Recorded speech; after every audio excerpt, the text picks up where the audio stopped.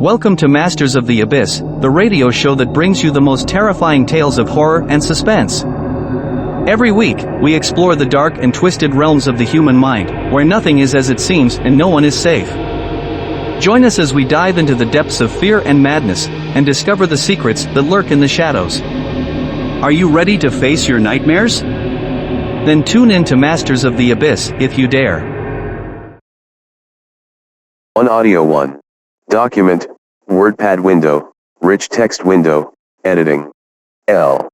Elliot selected. L. Elliot hadn't slept properly in weeks. The television in his cramped apartment flickered at all selected.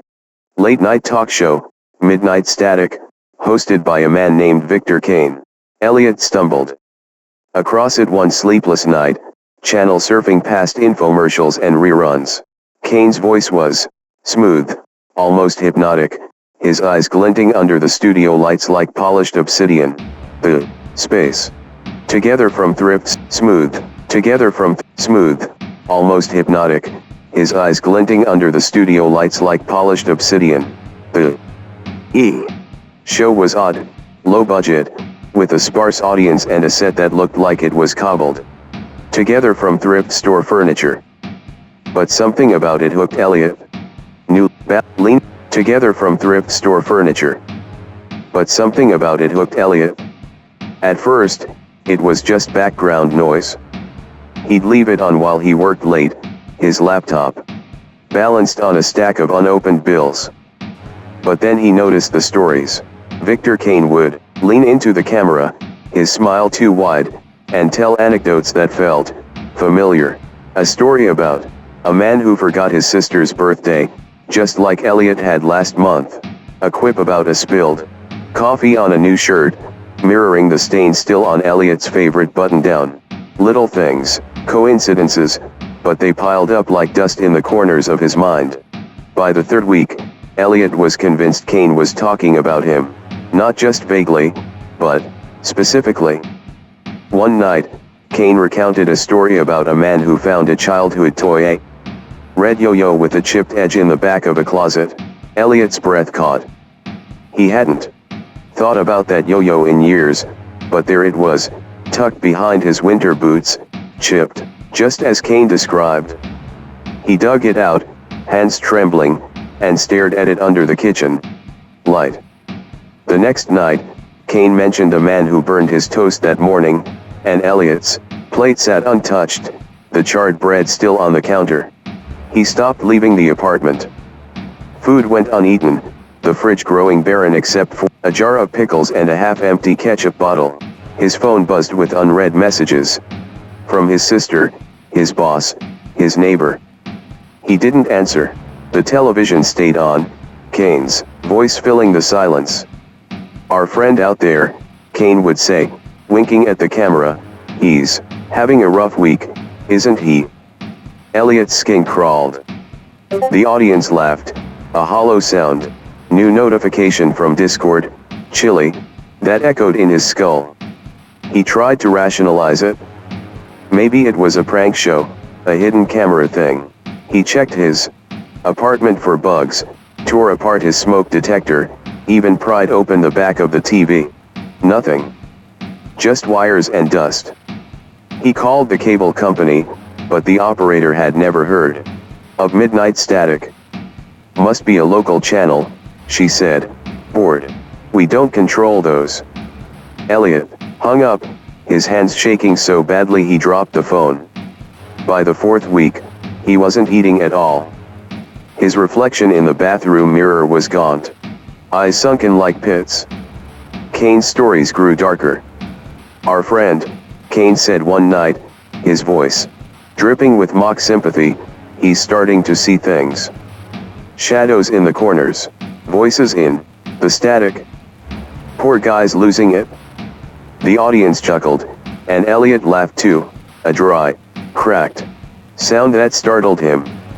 "Well, at least I'm famous somewhere," he thought, the dark humor a fleeting spark before the dread swallowed it. He started sleeping with a knife under his pillow. The shadows did move, didn't they? Just at the edge of his vision, flickering when he turned his head. The TV never turned off now. Even when he unplugged it, Kane's face would reappear, mid-sentence, as if the signal came from somewhere else. Somewhere closer. Finally, he couldn't take it. If Kane knew his life, Elliot would confront him. He'd go to the source, demand answers. He found the station's address online, a rundown studio on the edge of town, in a district of shuttered warehouses and flickering streetlights. He drove there, in the dead of night, the city a blur of sodium vapor and rain-slicked streets. His stomach growled, empty for days, but his mind was sharp, feverish with purpose. The station was a squat concrete building, its sign barely legible, WXTZ Channel 13. The front door was unlocked, swinging open with a creak. Inside, the air was stale, thick with the smell of mildew and old electronics. A single fluorescent bulb buzzed overhead, casting long shadows down a dim hallway. Elliot clutched his knife, his knuckles white, and followed the faint hum of voices. The hallway opened into a small studio, the set of Midnight Static unmistakable despite its shabbiness. The audience seats were empty, the cameras unmanned. Victor Kane stood under the lights, adjusting his tie, his back to Elliot. The host turned, and his smile was exactly as it appeared on TV, too wide, too perfect. Elliot. Kane's voice boomed, warm as if greeting an old friend. Right on time. We're just about to go live. Elliot froze, the knife heavy in his hand. You know my name. Of course I do. Kane chuckled, stepping closer. His eyes glinted, not quite human too. Reflective, like a cat's caught in headlights. You're our star tonight. The audience has been waiting. There's no audience, Elliot snapped, gesturing at the empty seats. His voice trembled, but he held the knife higher. What the hell is this? How do you know about me? My life. Kane tilted his head, his smile unwavering. Oh, Elliot. You've been broadcasting to us every thought, every fear, every little moment. We pick it up, clear as day. Broadcasting. Elliot's mouth went dry. I'm not. What are you talking about? Kane stepped closer, and Elliot stumbled back, the knife shaking. You humans, Kane said, his voice dropping to a silky whisper, you're so loud, your minds scream into the void, and we listen. We've been listening to you for weeks. Quite the show, by the way. The yo-yo was a nice touch, really pulled at the heartstrings. Elliot's knees buckled. You're insane. You're not human, are you? Kane's smile widened, and for a moment, his face shimmered, skin rippling like liquid, revealing something beneath, something with too many eyes, too many teeth. Not quite, he said, the illusion snapping back. But don't worry, we're not here to hurt you, we just want good content. And you, Elliot, your rating's gold. Stop it! Elliot shouted, lunging with the knife. Kane sidestepped effortlessly, his laughter echoing in the empty studio. Now, Kane said, wagging a finger. No need for that. You're on in 5. Take a seat, get comfortable. The universe is watching. There's no show. Elliot screamed, his voice breaking. This is all in my head, isn't it? You're not real. Kane's eyes gleamed, and he leaned in close, his breath cold against Elliot's face. Is it? You sure? Maybe you're the one who's not real. Ever think of that? He gestured to a chair on the set, its upholstery frayed but oddly inviting. Sit. Tell us your story. We've got eternity. Elliot's vision blurred, his legs giving out. He collapsed into the chair, the knife clattering to the floor. The lights flared, blinding, and Kane's voice boomed again, now layered with something ancient, something vast. Welcome to Midnight Static, folks.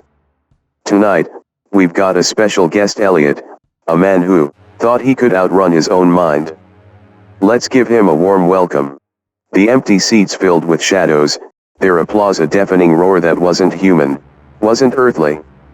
Elliot's scream was drowned out as the cameras rolled, and somewhere, in a signal beaming far beyond the stars, his life became the universe's favorite tragedy.